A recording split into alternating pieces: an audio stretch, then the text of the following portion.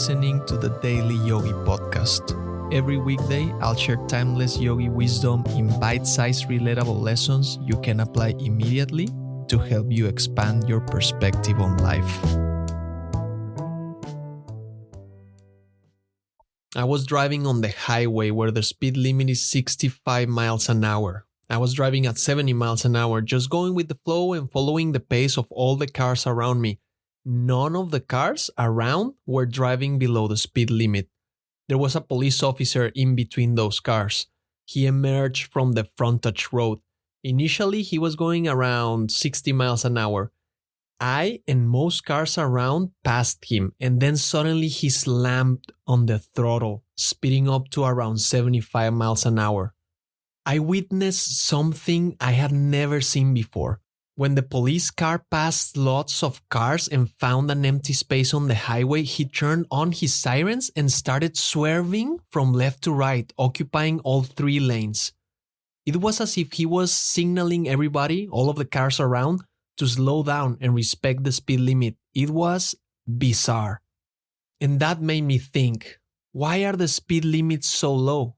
Why not just raise them? Nobody is respecting them anyway, right? Is everyone wrong? Or are the speed limits too low?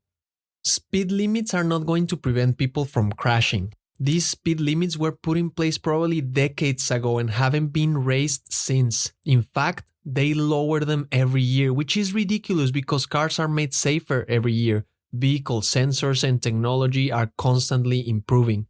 You know what would really reduce accidents? Training people how to drive. Investing in teaching drivers how to drive properly. When I went to get my driver's license, both in the US and in Mexico, they just asked me to grab a car, turn it on, put on the seatbelt, drive around a block to see if I stopped or not, and then park in a space the size of a school bus. Then they issued my license. Come on, really? Is that all? If my dad wouldn't have taken the time to teach me all the rules, I would be a menace on the streets, like a lot of people are.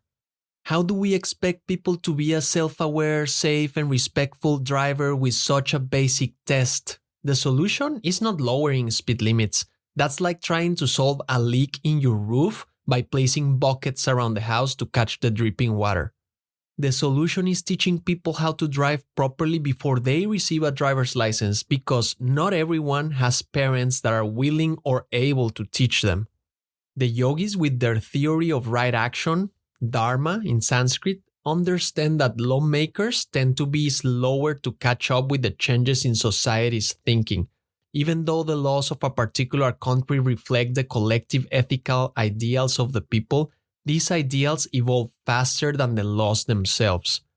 Consequently, the laws are often slightly behind in reflecting public opinion and people's sense of what's right and wrong. The fact that all cars are going faster doesn't mean they are wrong. It means the speed limit needs an update. It means the laws have to catch up with the collective consciousness.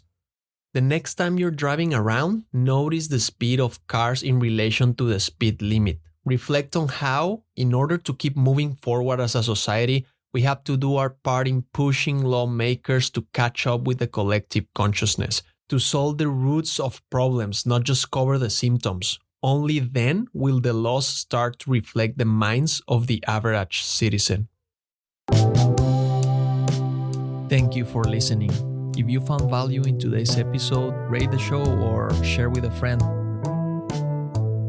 And remember, take this reflection into the silence, and I'll see you next time.